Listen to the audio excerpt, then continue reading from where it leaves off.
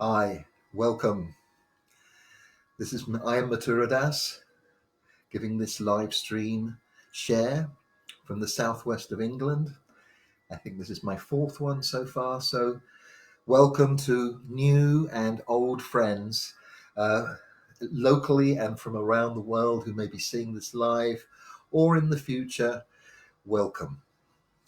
I'm going to start with a 3 or so ohms that you can join in with, and some prayers to my teacher, and then I will do a song and I will do my little talks in between. Thank you.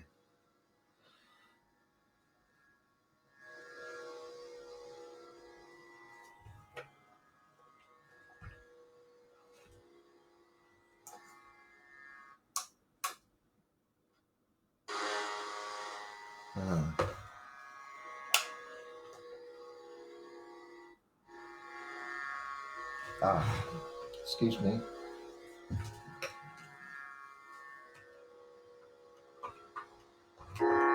That's it. Okay, I'm back with you.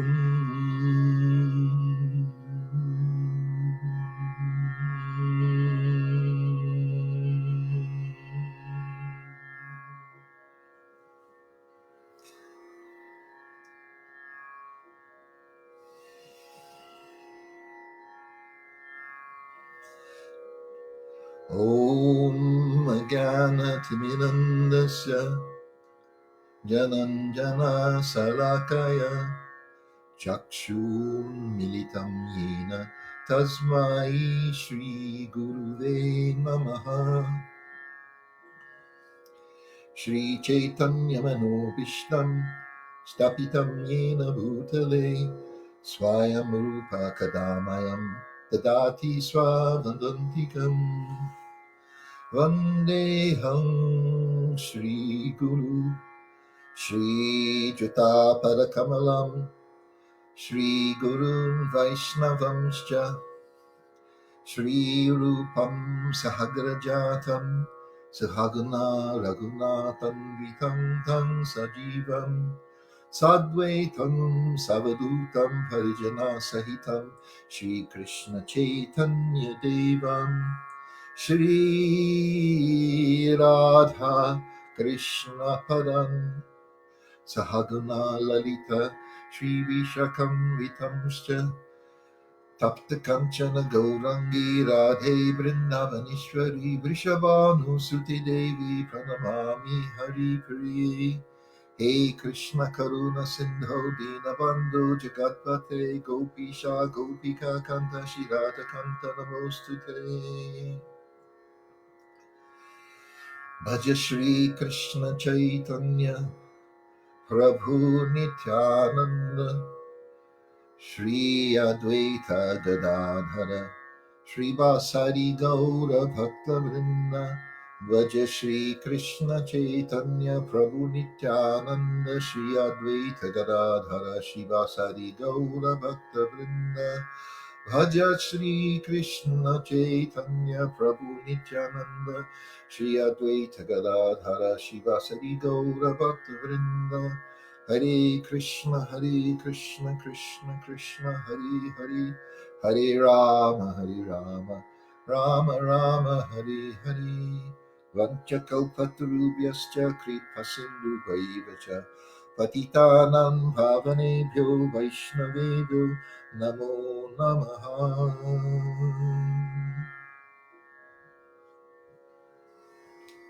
Hari Om. Each day is a new day, not just for me, but for everybody. New feelings, new ideas, new things going on in the world, affecting us all in different ways. And I'm just trying to keep centered, if I'm quite honest, really, and not get too spun out by it all. And it's a great honor, not every day, but most days I'm going to be doing some kind of sharing, and it's something I really look forward to and sharing. So, and I've been having such nice, beautiful heartfelt responses from people. So it's nice to do something and bring a little, share what one does, and hopefully it gives a little bit of happiness or maybe relief even from anxiety to people. So it's good to take a time off and not talk about all the stuff that's going on. So that's what this is for, really, to not be involved in all of that stuff. So I'm just going to change my tuning.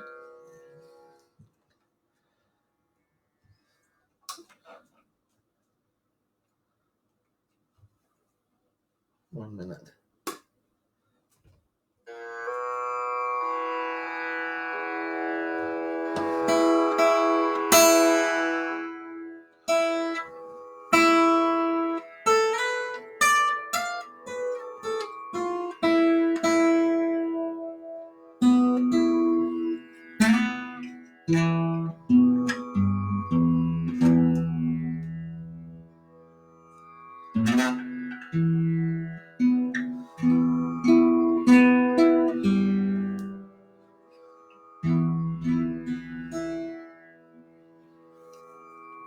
I think I'm going to do my Radhi Radhi Govinda chant again.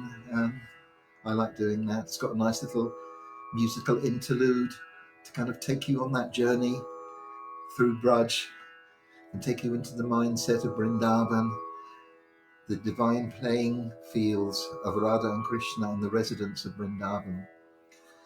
The earthly realm is called Gokula, and the spiritual realm is called Goloka, and they're considered non-different by those who have the eyes to see that.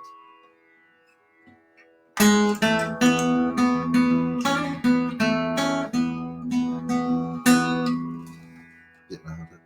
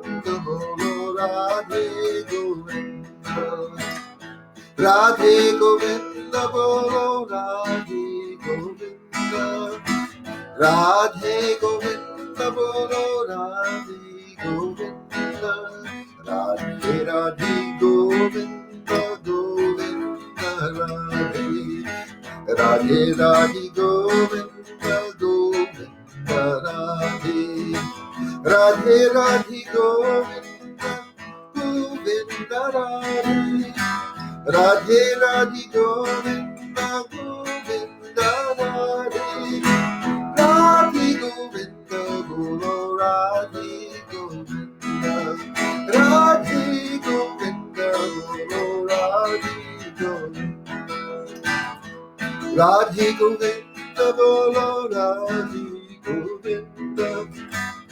Radhe Govinda bolo Radhe Govinda.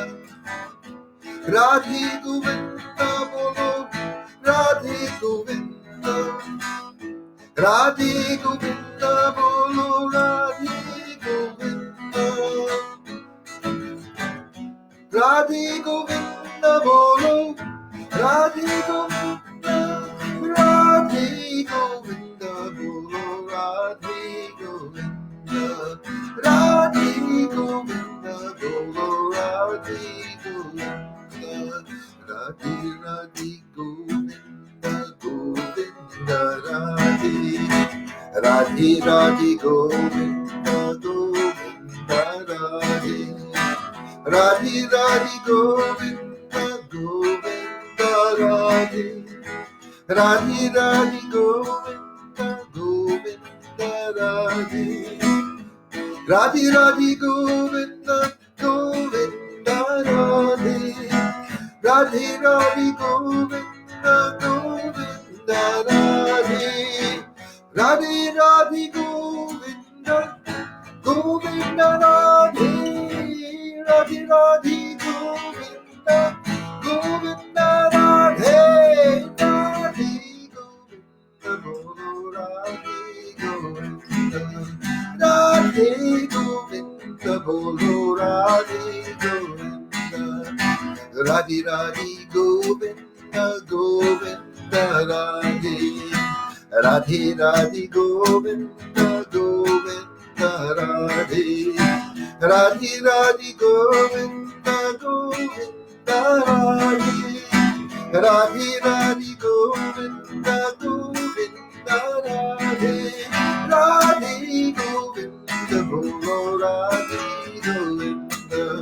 Radhe Govinda bolo Radhe Govinda. Radhe Govinda bolo Radhe Govinda. Radhe Govinda bolo Radhe Govinda. Radhe Govinda bolo Radhe Govinda. Radhe Govinda bolo Radhe Govinda. Radhe Radhe Radhe Jai Jai Jai Shri Radhe. Radhe Radhe Radhe Jai Jai Jai Shri Radhe. Radhe Govinda bolo Radhe Govinda. Govinda Jai Jai Gopala Jai Jai. Govinda Jai Jai Gopala Jai Jai. Radha Ramana Hari Govinda Jai Jai. Radha Ramana Hari Govinda Jai Jai. Govinda Jai Jai Gopala Jai Jai.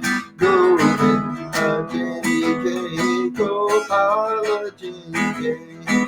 Radha Ramana Hari Govinda Jai Jai. Radha Ramana Hari Govinda Jai Jai. Govinda Jai Jai bolo Govinda Jai Jai. Govinda Jai Jai bolo Govinda Jai Jai. Radha Ramana Hari Govinda Jai Jai. Radha Ramana Hari Govinda Jai Jai. Govinda bolo Hari Gopala bolo. Govinda bolo Hari Gopala bolo. Govinda bolo Hari Gopala bolo. Govinda bolo Hari Gopala bolo. Govinda bolo Hari Gopala bolo.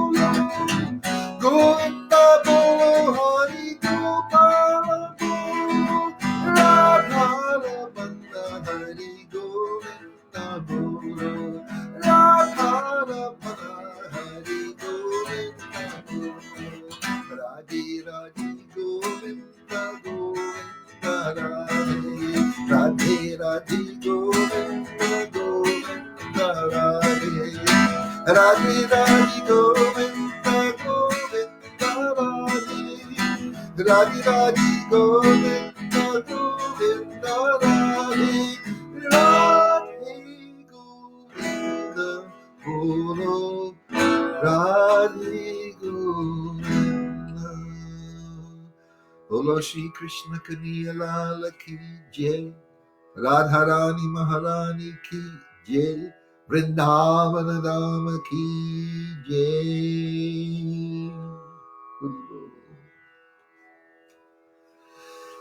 Oh, that was nice. Kirtan is so nice to do. It's quite a lot of effort because, you know, it's all call and response and you don't get a breather in between. So I'm using a lot of energy to keep doing the call and response myself, but I'm just about making it. I hope you have been either hearing or joining in is even better if you can. I'm going to do a little Shiva thing now. I'm just spontaneous. I have not always know exactly what I'm going to do, but I'm going to do a Shiva chant. And I teach guitar, and I'm very interested in Indian scales. And this scale, this Shiva chant is a very basic blues kind of pentatonic scale, a similar scale to Jimi Hendrix, Voodoo Child, but it's actually a Shiva chant, very famous one, and it's variations of Namah Shivaya or Namah Shivaya, Hara Hara Boli Namah Shivaya, and then it has some other verses about different attributes to Shiva. Ganga Dharai, Shiva Ganga Dharai. Shiva has the Ganges coming from his head because he stopped the Ganges when it was coming from heaven onto earth, and he held it in his hair so it wouldn't disturb the earth. He has the Ganga, you see pictures of him there. Umeshwarai, the name of Parvati, Shiva and Parvati. Someshwarai, Som is the name of the moon, has the moon in his hair. And Jata Dharai, he has dreadlocks. So I'm going to sing a little bit of that now.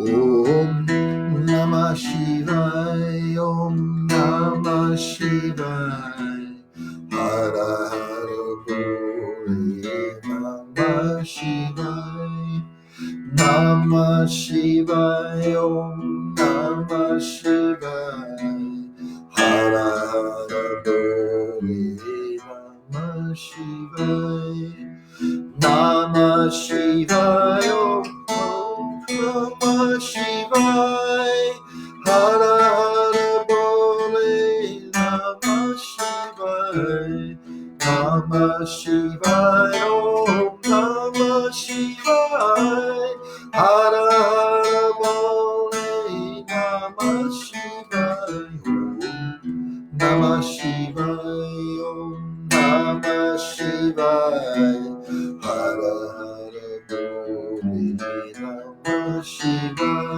Om Namah Shivaya, Om Namah Shivaya, Hara Hara Bole Namah Shivaya, Om Namah Shivaya, Om Namah Shivaya, Hara Hara Bole Namah Shivaya, Om Namah Shivaya, Om Namah Shivaya, Hara Hara Bole Namah Shivaya, Namah Shivaya, Om Namah Shivaya, Hara Hara Bole Namah Shivaya, Namah Shivaya, Om Namah Shivaya, Hara Hara Bole Namah Shivaya,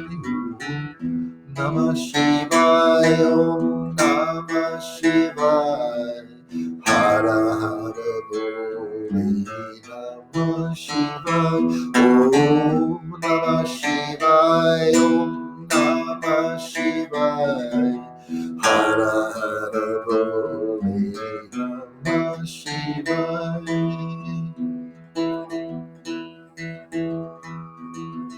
Gangadarai Shiva Gangadarai Hara Hara Bole Namah Shivaya Gangadarai Shiva Gangadarai Hara Hara Bole Namah Shivaya Om Namah Shivaya Om Namah Shivaya Hara Hara Bole Namah Shivaya Om Namah Shivaya Om Namah Shivaya Hara Hara Bole Namah Shivaya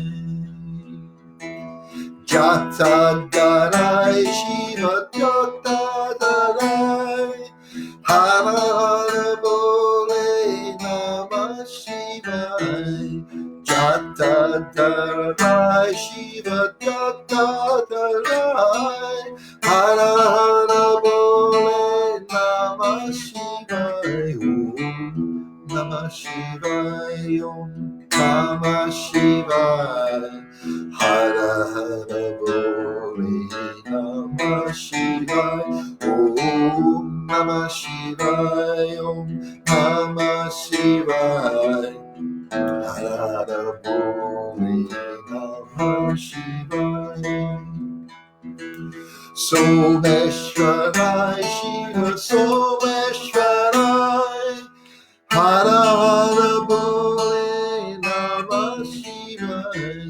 Someshwarai Shiva Someshwarai Hara Hara Bole Namah Om Namah Shivaya Namah Shivaya Hara Hara Bole Namah Shivaya Om Namah Shivaya Namah Shivaya Hara Bole Namah Shivaya Umeshwarai Shiva Umeshwarai Hara Bole Namah Shivaya Umeshwarai Shiva Shumeshwarai Hara Hara Bole Namah Shivaya Om Namah Shivaya Om Namah Shivaya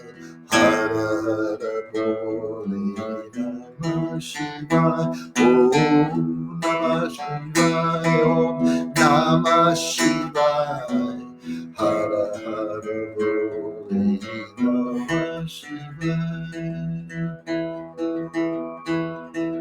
Namah Shivaya Om Namah Shivaya Hara Hara Bole Namah Shivaya Om Namah Shivaya Om Namah Shivaya Hara Hara Bole Namah Shivaya Namah Shivaya Om Namah Shivaya Hara Hara Bole Namah Shivaya Namah Shivaya Om Namah Shivaya Hara Hara Bole Namah Shivaya Om Namah Shivaya Om Namah Shivaya Hara Hara Bole Namah Shivaya Om Namah Shivaya Om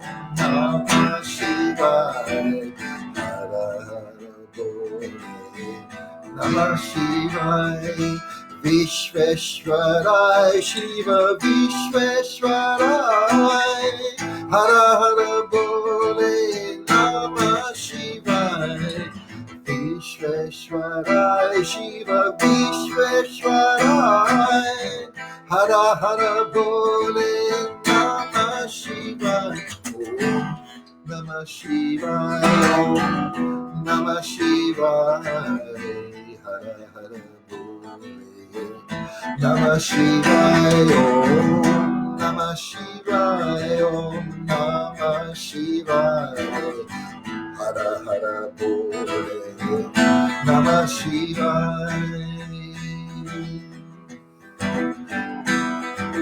Jata Darai Shiva Jata Darai Hara Hara Bole Namah Shivaya Jata Darai Shiva Jata Darai Hara Hara Bole Namah Shivaya Om Namah Shivaya Om Namah Shivaya Hara Hara Bole Namah Shivaya Om Namah Shivaya Namah Shivaya Hara Hara Bole Namah Shivaya Someshwarai Shiva Someshwarai Hara Hara Bole Namah Shivaya Someshwarai Shiva Someshwarai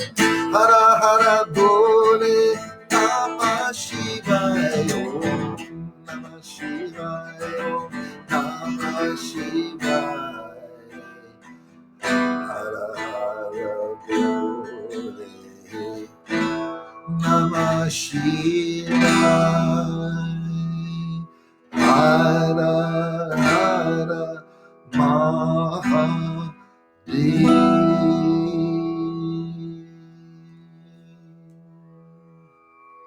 Jai Shambhu Bholinath. Hara Hara Mahadev. Apparently, according to a few astrologers, at least two, I had some kind of connection with Shiva in my past life, and Shiva feel very close to Shiva, and there you go. We all are who we are. I'm just going to turn that down. I'll just leave it in the background. Well, hi everybody. It's always nice to chant,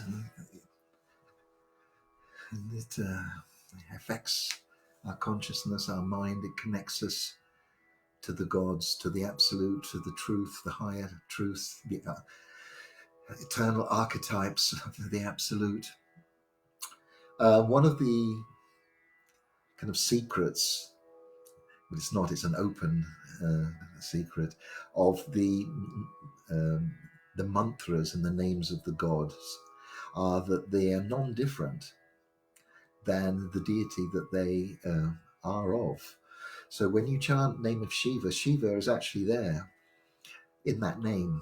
When you chant Krishna's name, Krishna is in that name. When you chant Vishnu's name, when you chant Kali's name, when you chant the names of the gods, they are actually present. And sometimes we can take this lightly and casually, but they are already there. And even the prayers that we chant to our gurus and our lineages, sometimes we can go through things like that in a mechanical way, and we don't really realize that when we say these prayers, we are kind of invoking them. And I had an experience of that with my Baba that I've mentioned before in connection with the O India song Ranjit Nath, who is not in the Vaishnava lineage, but he's quite a powerful yogi. He's not alive anymore. But I was sitting in his place in Lucknow in this lovely bamboo hut with mud everywhere and a triangular yoni fire pit representing the goddess. And I went in there in the evening. I had an evening bath, went in there, and I hadn't chanted the prayers, same prayers as I chanted earlier, Vandeham Sri Guru, to our Guru lineage. And I just chanted those, and I was sitting there in quite a nice state. And then Ranjit Nath suddenly walked in, and he said, "Wow, who is here? There's some very great beings here. Wow." And he went like this, and he said, and then he looked at me, and I've just been kind of just casually chanting my mantras, and somehow or other our great gurus, our guardian angels, spiritual guardian angels that don't exist on the material plane, they were present somehow or other. So never minimize your prayers. You just never know who's actually with you. Okay. Well, if we were always like feeling about that, we would be on edge. So thankfully, it's not so. It's not always so dominant in our mind, just to know that they are there. Okay, I'm going to carry on my talk. For those of you, Some people have been following this talk over a few live streams, and for some, this will be new. I'm going to just turn that off. Excuse me. Yes. Um, it's a big subject. I've been trying to explain it in a succinctest way as possible that I can.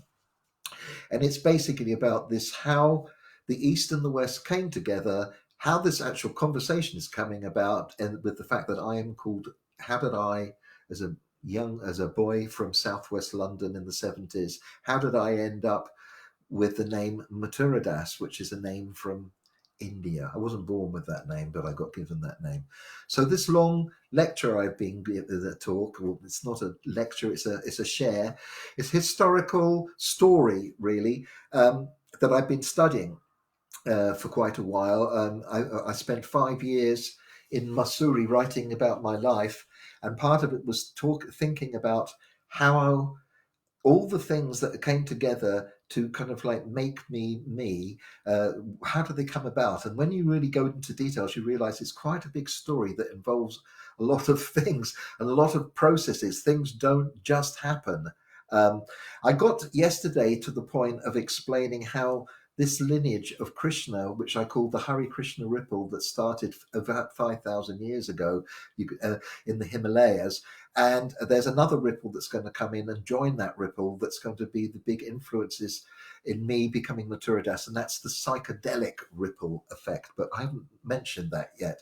I'm going to carry on a little bit now with the Krishna story, and then kind of fill in with the psychedelic journey, because the psychedelic journey, the story kind of starts in the 30s and late 30s and 40s, and it comes sweeping through the Western world in the 60s and the 70s on a great big way. So while that was happening, and I'll go back to that story and fill in with the details. While that was going on, Abhay Charan Day, who is to become Bhaktivedanta Swami and then later Srila Prabhupada, he is at this time he has a place in Allahabad, and he has a place in Calcutta. He has this business, and he has taken initiation from Bhaktisiddhanta Saraswati, the founder of the Gaudiya Math, and who passed away in 1937. And between 1937 and 1947, which is when India got independence, the Gaudiya Math, the institution that he started, fragmented. The followers of Bhaktisiddhanta, it was a unified mission called the Gaudiya Math, and they branched off into their various sub-Gaudiya Maths. That's why when you go to some, one is called the Keshav Gaudiya Math, one is called, I don't know actually, if I'm quite honest, the different name, the Gopinath Gaudiya Math, and different disciples of Bhaktisiddhanta Saraswati, Bhaktivilas Tirtha Maharaj, Madhav Maharaj, Puri Maharaj, two different Puri Maharajas. They set up their institutes, and they had followers. There had always so many followers in the Gaudiya Math that had been there during the time of Bhaktisiddhanta Saraswati. Not just sannyasis and brahmacharis, but married people. They had quite a large congregation. But the big kind of unified impetus that was there during the time of Bhaktisiddhanta Saraswati kind of like it disappeared. And this caused quite a lot of heartache and disappointment to Abhay Charan Day, who's called Abhay Charan Aravinda, which was Aravinda was the initiation name he got from Bhaktisiddhanta Saraswati. But he started doing his own mission, printing his Back to Godhead magazines and distributing them. And I'm not going to go into all the details. There's lots and lots of literature about what happened to Prabhupada in this period. But he ended up leaving his family over a big dispute. As he got more and more involved in the spiritual things, also at the same time, not because of any fault of his own, but just due to the nature of things, his business didn't it didn't do so well. And he had been working very hard to set up this business to support his family, to become a kind of responsible married man, a grihasta, and it wasn't working. And at that time, Sridhar Maharaj, one of his godbrothers, a very respected, intelligent, close, who was a sannyasi, was actually renting a room, staying in a room above Prabhupada's house at that time. And they shared a lot. And he'd read in the Bhagavata, Srimad Bhagavatam, this famous literature, that there's a very famous verse where it says that when Krishna really favors somebody, he takes away their wealth and their material attachments. And he says that when he read it, it kind of shocked him, because he thought, maybe this is what's happening to me. Because Bhaktisiddhanta Saraswati, just before he passed, had also, and every time, that kind of occasion he'd met Prabhupada when he was a Grihastha, had told him, your duty is to spread this in the English language, like that. And so that duty was there. He never really knew how he was going to fulfill that, but he started with the Back to Godhead magazine and distributing it and getting a little bit of donation to cover the costs. But then his business wasn't doing very well, and he shared this realization with Sridhar Maharaj about his fear that Krishna was taking away his material things, because he was attached to being a grihastha. And Sridhar Maharaj said, I think you may be right there. And so that's the kind of what actually happened. And his wife and his family, his wife wasn't very supportive of his spiritual practices. And at that time, he'd been writing. And he had his manuscripts, and he was doing translation works. And in those days, you could barter things. And apparently, this is how the story goes. One day, somebody came to the door, kind of wanting to sell biscuits. His wife used to like tea, which was a little bit of a thing. Very strict Vaishnavas don't drink tea. And Prabhupada was very strict and staunch. And his wife was obviously not so. And this chap came to the door wanting to exchange something. And the first thing that she saw that were weighed was the manuscripts of Prabhupada. And she put these manuscripts on the weighing thing and got biscuits. And when Prabhupada came back from work and he looked for his manuscripts, he couldn't find them. And he asked her what had happened. And she told him.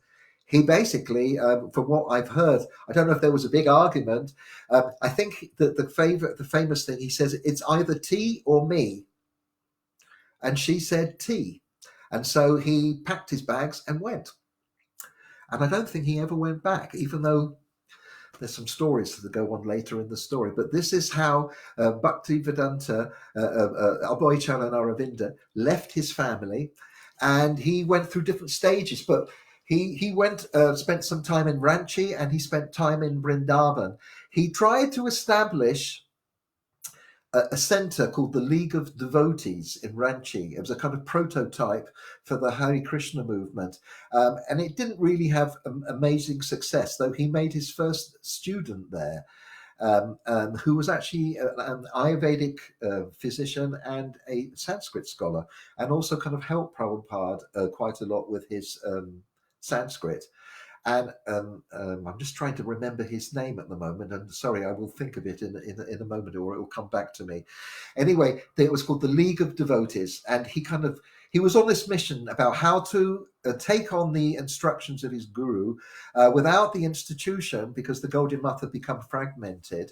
Everyone was kind of doing their own thing. So he was going to do his thing. He didn't want to get involved in the politics that was there involved in the institution, the various branches, even though he had still good connection with various members of them. So he ended up going to Vrindavan. And one of his very close godbrothers, apart from Sridhar Maharaj, had been Keshava Maharaj. And Keshava Maharaj had his center in Mathura. And so when Bhaktivedanta Swami arrived in Vrindavan, he had a little bit of savings left up.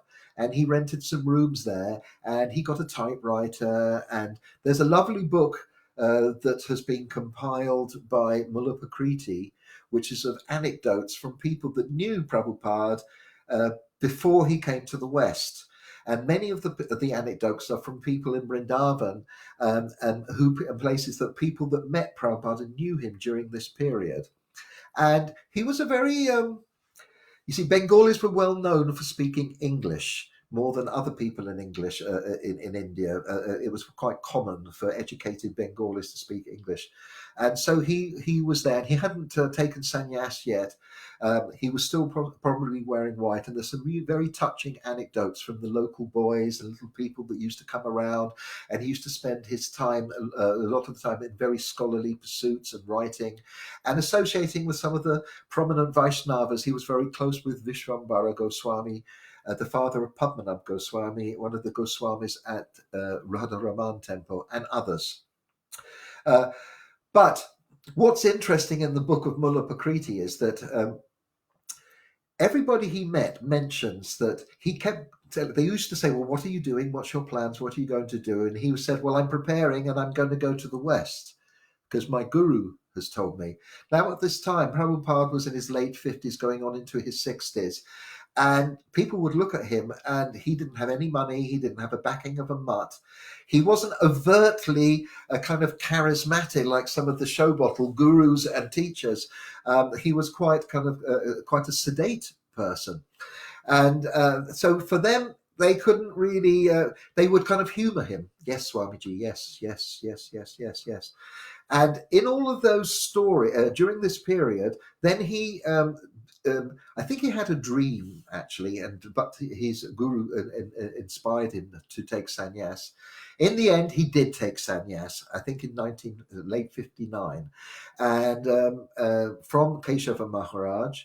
And another person who's become quite famous in this whole story in later years was Narayan Maharaj. Narayan Maharaj was not a Swami at that time. He was a brahmachari and disciple of Keshava Maharaj, and became very close with he got the name Bhaktivedanta. It was a title he got, Bhaktivedanta Swami. And Narayan Maharaj helped him with his ceremony, making the tree danda. And there's a lovely picture, famous picture of Prabhupada standing with his danda. Keshava Maharaj is in the center, and there's another gentleman who took sannyas, Bhaktivedanta Muni, who was much older. They both took sannyas initiation from Keshava Maharaj. And so that was a new chapter in his life. He was now Swami. Now, in Indian traditional life, you have this system. There's the 4 varnas and the 4 ashramas. The ashramas are the kind of the social statuses of life, which is called the student life, married life, retired life, and renounced life. That's brahmachari, grihastha, vanaprastha, and sannyas. And you could say that interim period where he left his family was a kind of vanaprastha phase. Vanachari is the title given.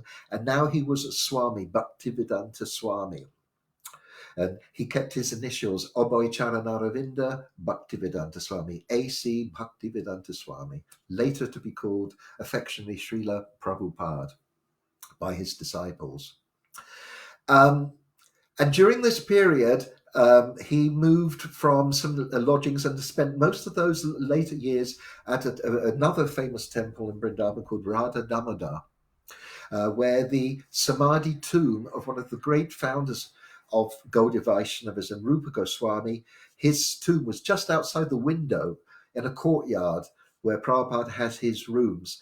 And in another section of the temple, there are lots of samadhis. Samadhis are places where sadhus are buried.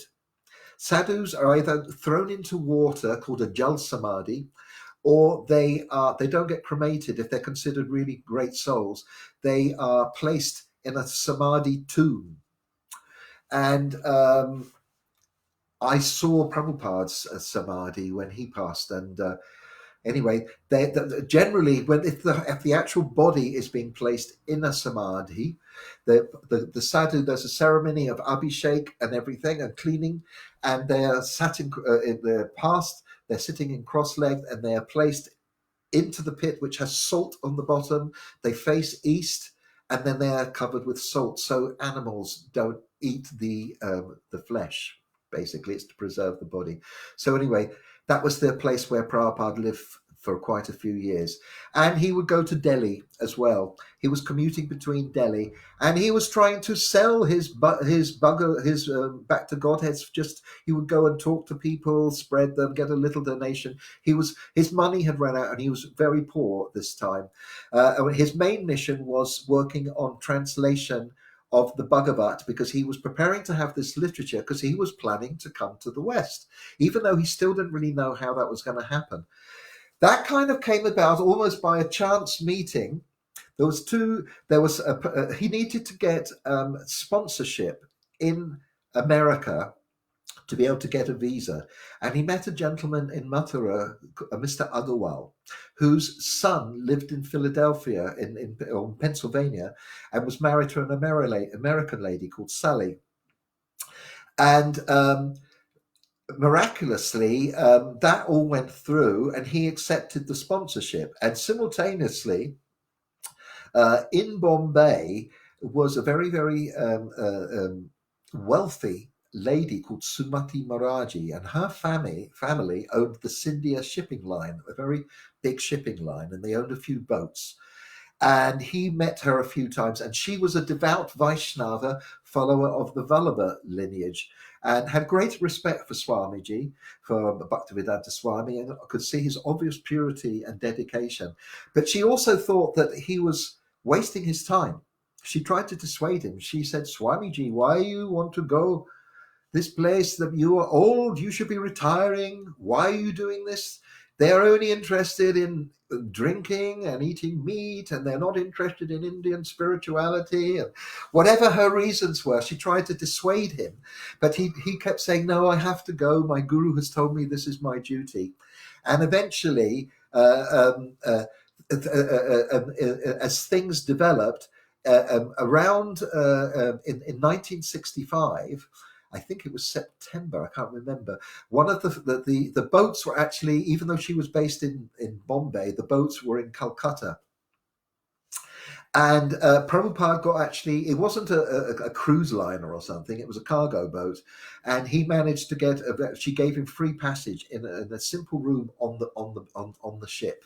And all in that, also, just before he managed all of that, he managed to actually, incredibly, with all those difficulties, print the first 3 skandhas of his translation of the Srimad Bhagavatam, with a cover. And in between in the prime ministership of India, in between Jawaharlal Nehru, who had been the prime minister since independence up to the mid-60s, he died. There was this interim period where Lal Bahadur Shastri became the prime minister, and he was very, very devout Hindu. He was a slightly different kind of, wasn't westernized like the Nehru was, and not as secular as Indira, Nehru's daughter, was. And in between that period, there's a very famous picture of Prabhupada presenting the book to Lal Bahadur Shastri. But unfortunately, Lal Bahadur Shastri went on a mission to Russia, Soviet Union, and died mysteriously in Tashkent. There's a lot of conspiracy theories from people that I know who are anti the Nehru family, and they're convinced that something dodgy went on. But anyway, I won't get into that. So it's a shame, because if Lal Bahadur Shastri had remained prime minister, there may have been some more assistance from him and the government in India, or some kinds of funds to help him when he went to the West. But that wasn't going to be part of his story. So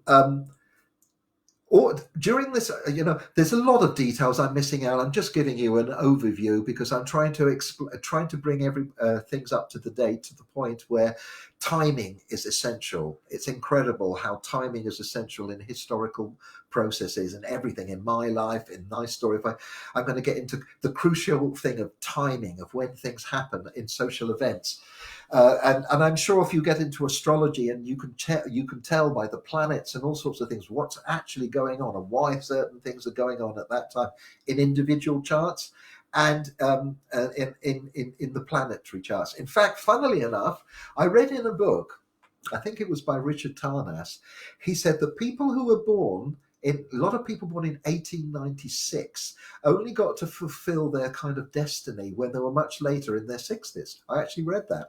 And that was the same for Prabhupada. Prabhupada was actually the same age as my grandfather. So my grandfather was born in 1896, and there was a 60-year difference between him and me. My mother was in between 1926. There was 60 years. So 60 years difference between my birth date and Prabhupada in 1896. So Prabhupada got passage on this ship, and he had actually 2 heart attacks while on the ship. And he wrote some beautiful poems. The wonderful thing about the story of Prabhupada is it's all out in the open. He wrote everything. You can actually see the poems that he wrote. You can actually gauge his inner world, his devotion, his sincerity, his mood and the purity of intention by his poems. And also these very touching poems. He was a deep connection with Krishna in his heart as he was going on this by himself as quite a vulnerable 60-year-old man in his late 60s now, basically 1965. He hasn't quite 70, and he arrived. Can you imagine it? Really, I'm 63 and I'm not even 70, and I know people in their 70s, and the thought of starting something international and big at that age is just incomprehensible, really, especially when you actually see later the energy and the focus that Prabhupada had. And it's incredible when you see from the moment of this beginning of this part of the story and to the moment of his passing in 1977, that story in his life and what he did and what he affected is amazing within a period of just over 10 years. It's phenomenal, absolutely phenomenal. But nobody would have guessed that when they had met him in India before he went on that journey. He wasn't one of these famous gurus that have gone to the West, like Krishnamurti. I'll speak a bit about him, who had a big following. People, they were put up in lovely houses and had, they already had a name for themselves. He didn't have anything. The Gaudiya Math wasn't supporting him. He was just by himself. He had managed to have a few rupees, some symbols called kartals, a few bits of clothes, and finally he had this 3-tier pot. And this is made for a family called the Mullicks. And I actually met the man whose family made those pots in Calcutta, a lovely gentleman, also a great devotee of Sri Chaitanya Mahaprabhu. And Prabhupada was a very, very practical person. He wasn't just all fluffy and up in the air. He had been a businessman. He knew about how to run a company. He knew how to cook. He would wash his clothes. And he was an expert cook. And he was a great singer and a musician. Very, very, very talented person. And obviously for these reasons and many other esoteric reasons, he had been selected by Krishna and Providence, and his guru could see that he was going to be this person and had these capabilities to be able to take this message from the West and spread it, take it from the East, from India, and take it to the West. Now, I brought you now to the story of Bhaktivinode Swami Prabhupada.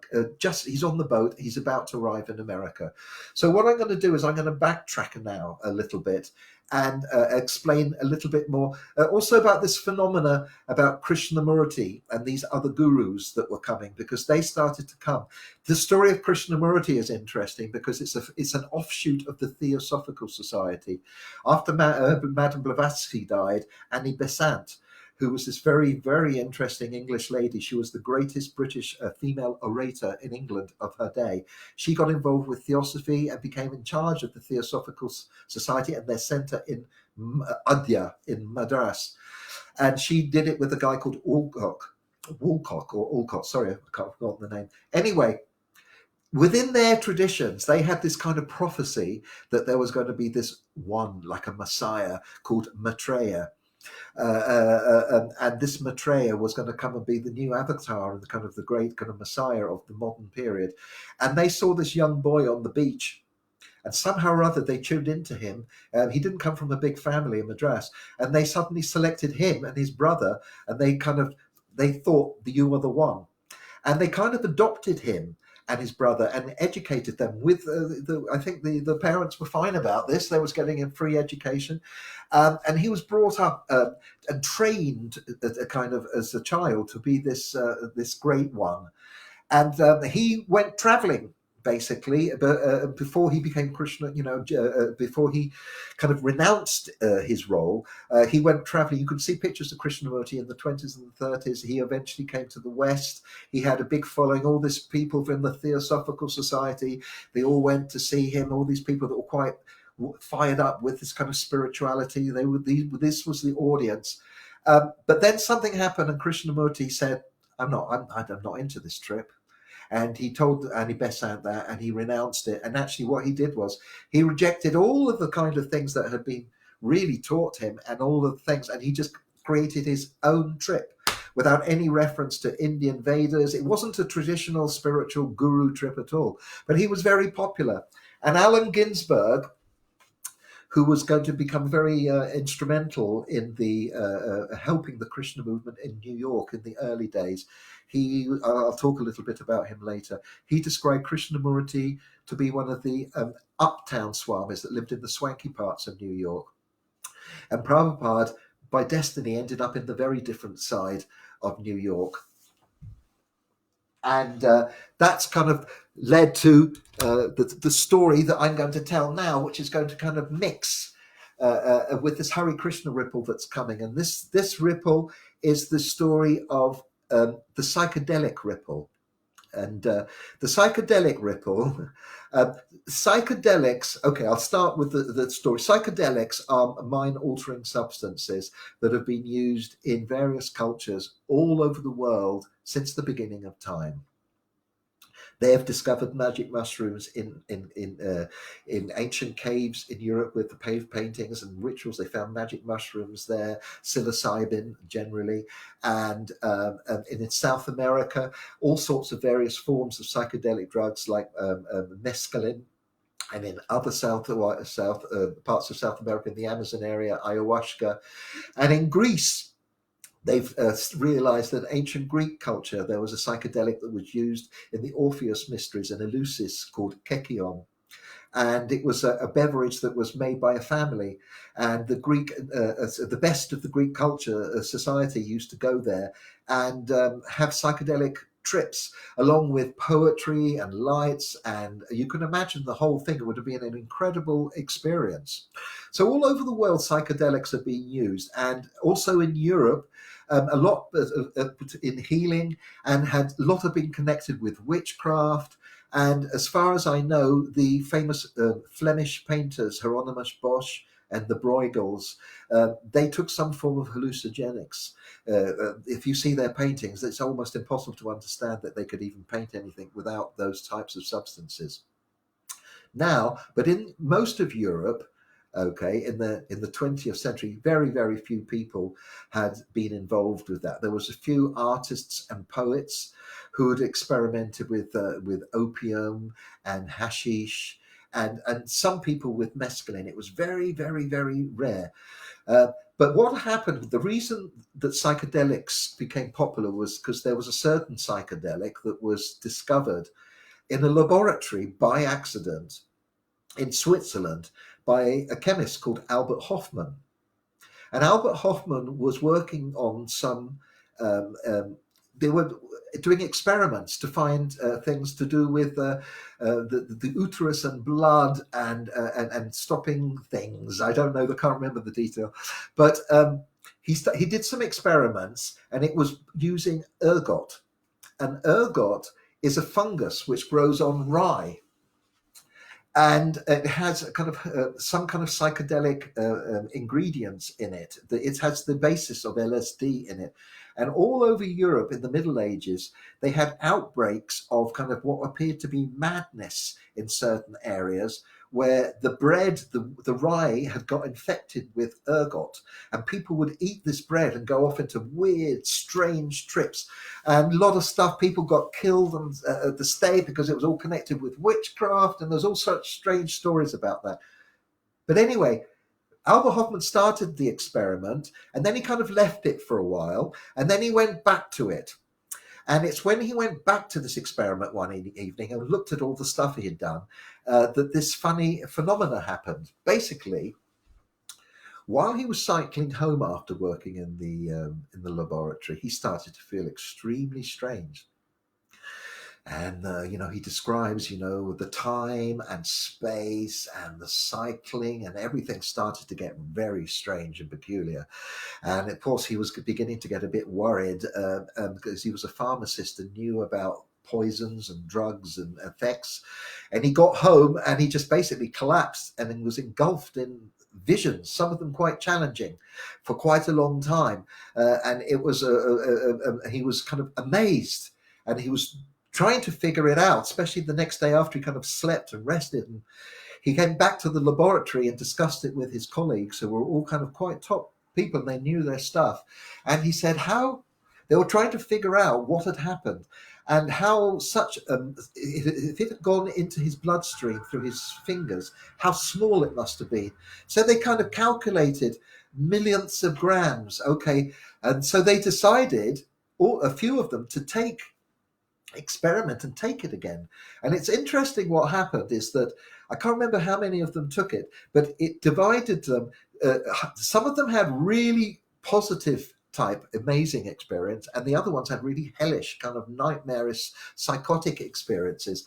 And it's interesting because that is part of some of the story that's kind of connected with psychedelics, basically the ambiguity of the nature of what might happen once you've ingested them. That's part of the story. Now, what happened was, with this LSD story, is that around the world in the West, Sandoz was a big laboratory, and they were developing all sorts of things. And they didn't really know at that time what the use could be for this drug.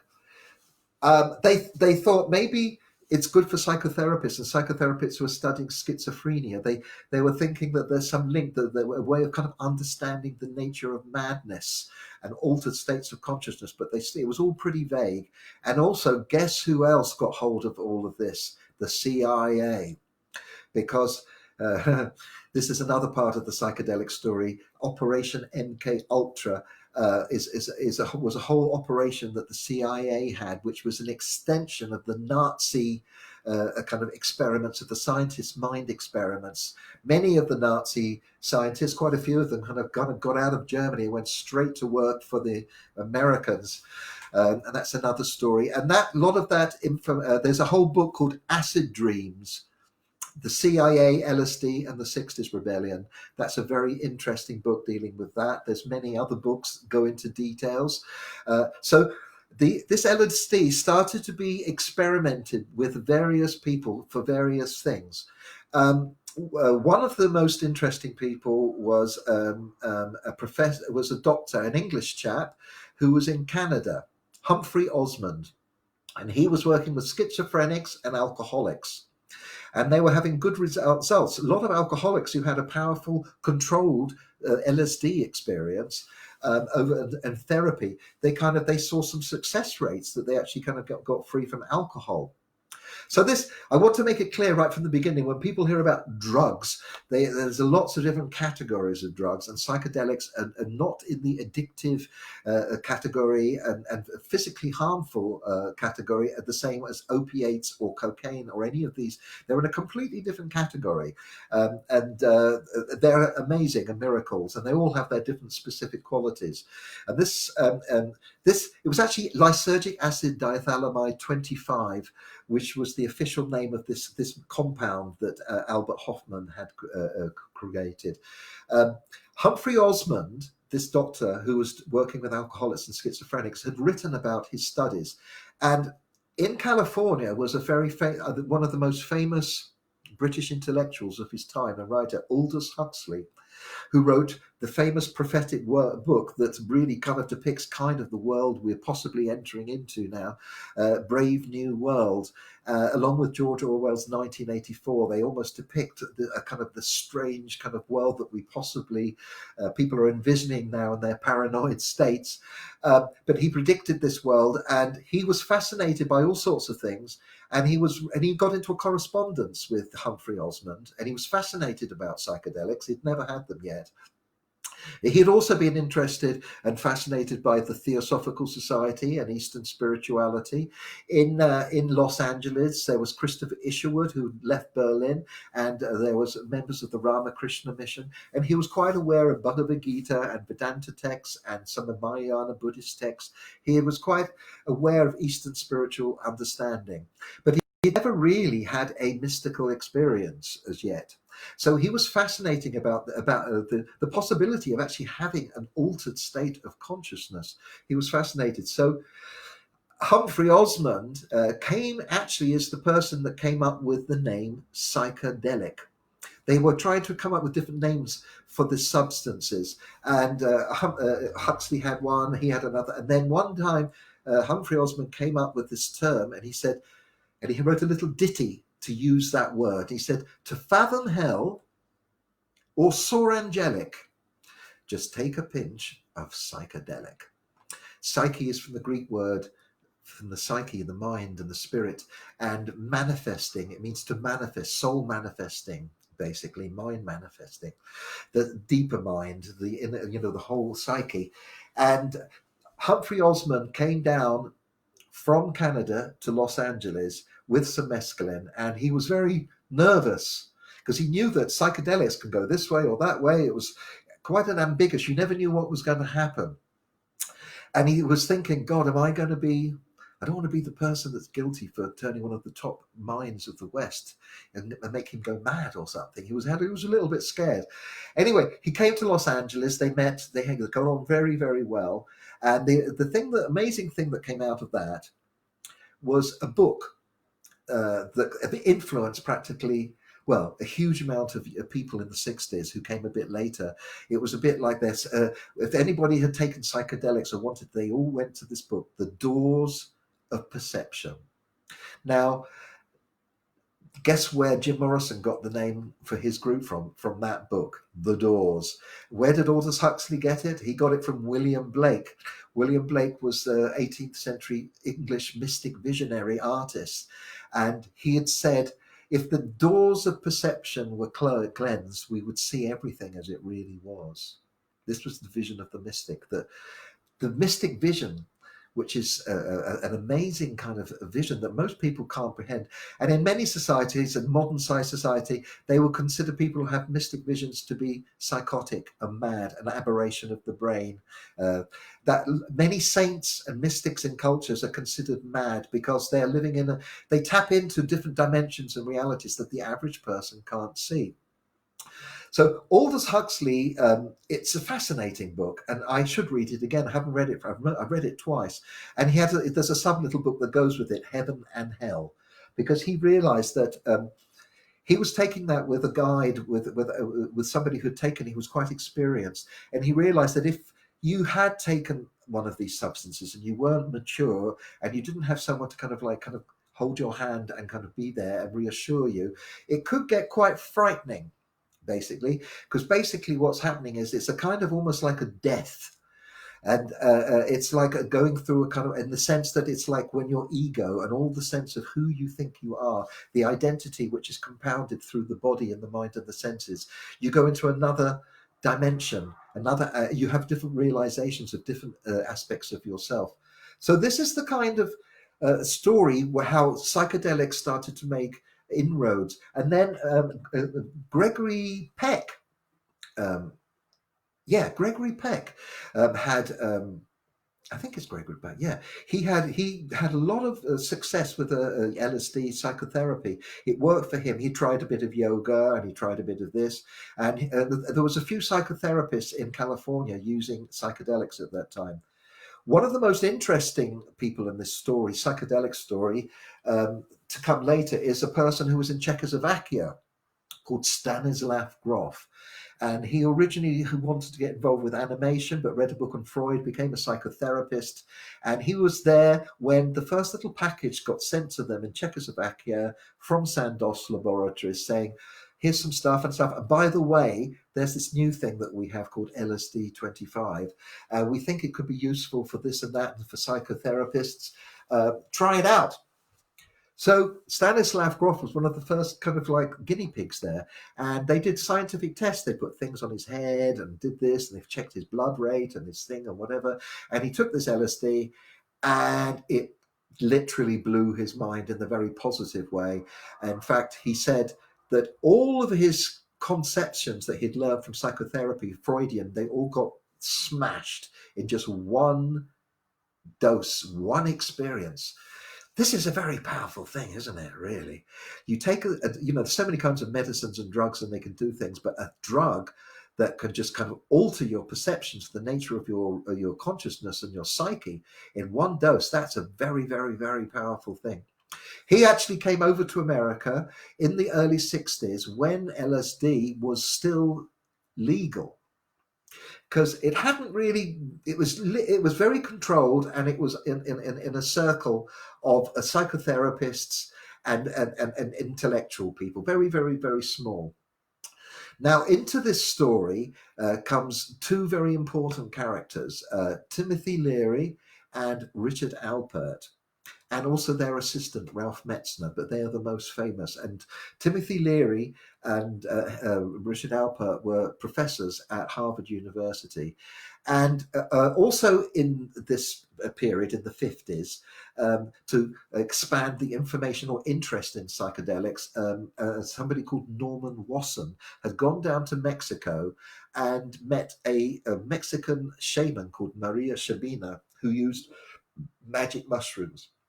And he went down there to do a thing for Life magazine, and he took photographs, and he went there, interviewed her, and participated and took the psychedelics and had incredible experiences, and even brought some of those back to Europe and gave some to Albert Hofmann, who then went on to synthesize psilocybin, the active ingredient of the magic mushrooms.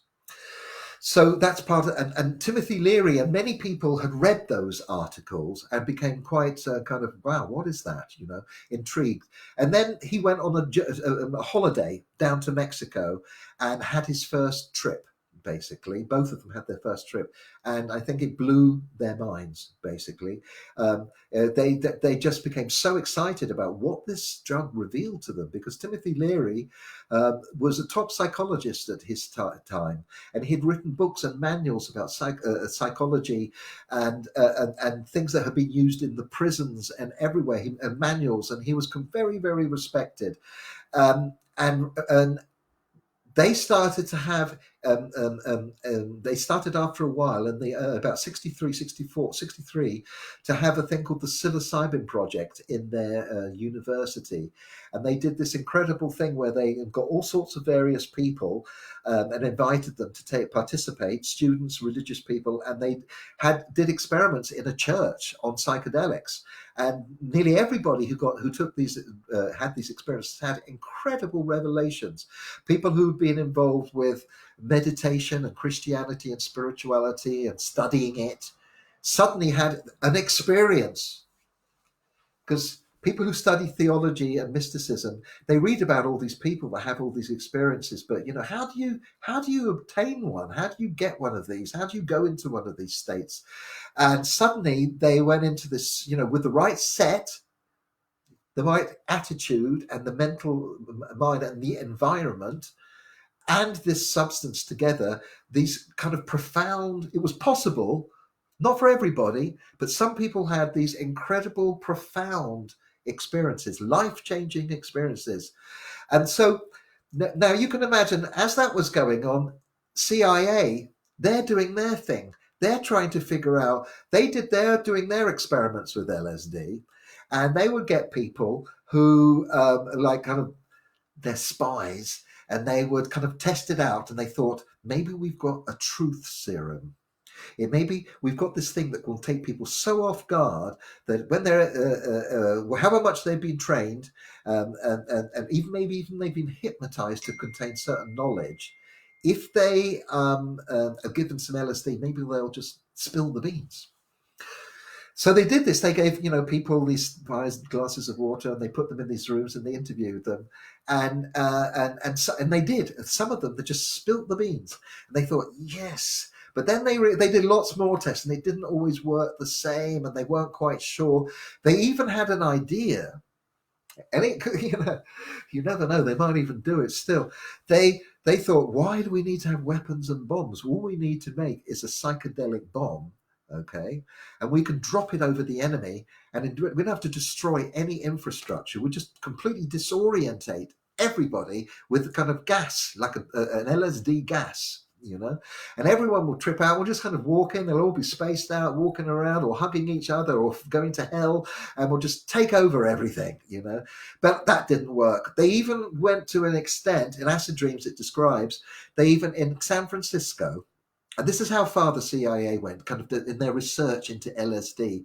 Uh, they would have people being paid, and they would have prostitutes bring kind of people, come to them into their brothels, and they would have two-way mirrors, and they would be sitting on the other side, and the prostitutes would give LSD to and they would observe what would happen to the people, in these scenarios. And then what would happen was all these CIA guys ended up dropping the acid themselves and tripping out, really. And then what happened was, in one of these kind of scenarios, one of the secret agents took too much acid, and I think jumped out of a window and killed himself.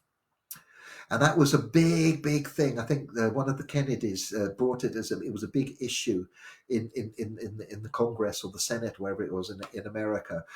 This was the beginning of a kind of a very, very, very negative kind of like angle and vision on psychedelics.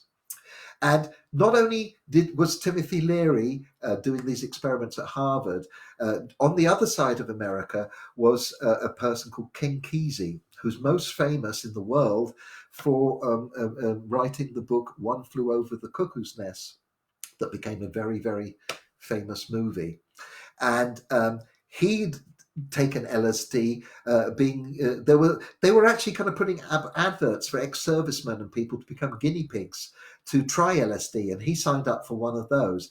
And he had an experience. He didn't really know what was going to happen, but he had an experience very similar to Stanislav Grof, where the whole room that he was in dissolved, and he kind of like went into another dimension and saw the brilliant light, the divine light, and all sorts of incredible things. And from that, he thought, this is incredible. And at that time, you could get acid from LSD from Sandow's laboratories. And with the money he got from writing One Flew Over the Cuckoo's Nest, he bought a farm outside in California called La Ronda. And it was the first kind of, you could say that was a very early psychedelic commune where acid was going, and that was going to be very important in this story because that had a big influence on the West Coast bands of California, like Grateful Dead and Jefferson Airplane, and the whole scene that was going to come very shortly.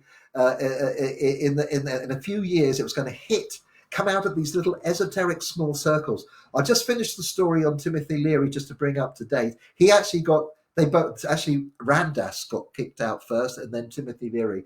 I think in the history of Harvard University, it was the first professor to get the sack. Because of these experiments that they did, it went against the grain of the mainstream. And that's when it kind of, you could say, Pandora's box was open with the psychedelic story. Because during that period, Stanislav Grof had come to Europe and had met a psychotherapist and all the work that was being done with psychotherapy. And then he went back to Czechoslovakia. But when he came back in 1967, the shit had hit the fan. And basically LSD had been made illegal. And this is a whole other story of what had happened, what actually happened with the West when Pandora's box got open and it started to escape from these little esoteric confines into the wider public. And it was after that, and during that process, where Prabhupada arrived in 1965 and was about to go to New York in 1966, that the Krishna movement was founded. And I'm going to carry on that story tomorrow. I'll leave you there with that story. And what I'm going to do is I'm going to end up with a couple of my friends who'd never heard this song before. They liked it, and I've been talking about the past, and hopefully I've taken you away from the anxiety or whatever you're feeling at the moment, and given you some information about the kind of cultural, sociological backgrounds behind why things have happened, why I'm called Mathura Das, and the whole journey between East and West. But I'm going to bring you to the present. And this is the song that me and Prana have written called The Only Way to Be. Do, do, do, do, do, do. Do, do, do, do, do, do, do, do, do, do. Da da da da da da da da da.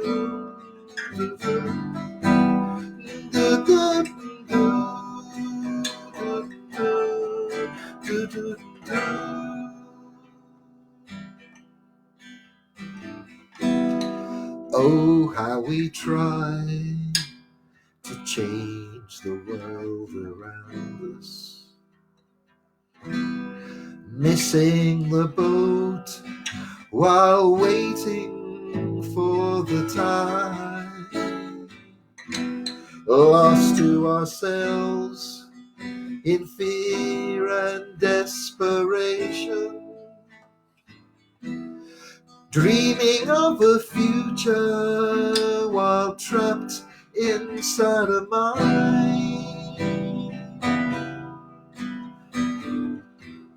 As out of a dream, my life unfolds before me, sure to reveal what's been there all the while. Struggled so long to untie these ropes that bind me. In a body of pain, I remain frozen in time. The future and the past are not within our grasp. Somewhere between the two, you'll find the real you, and what you'll find is love that frees you from all pain. And with your inner light, your sight you will regain. There's nothing to compare to the joy of being there. This moment holds the key. We are eternity.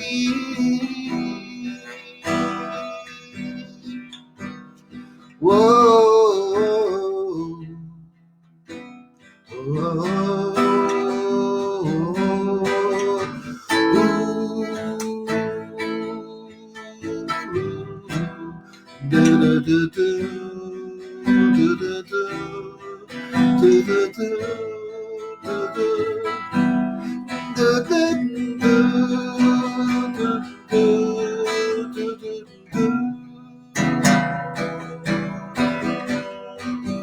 The future and the past are not within our grasp. Somewhere between the two, you'll find the real you, and what you'll find is love that frees you from all pain. And with your inner light, your sight you will regain. There's nothing to compare to the joy of being there.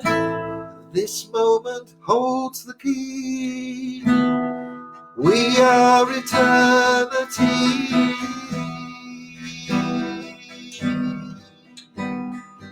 Whoa.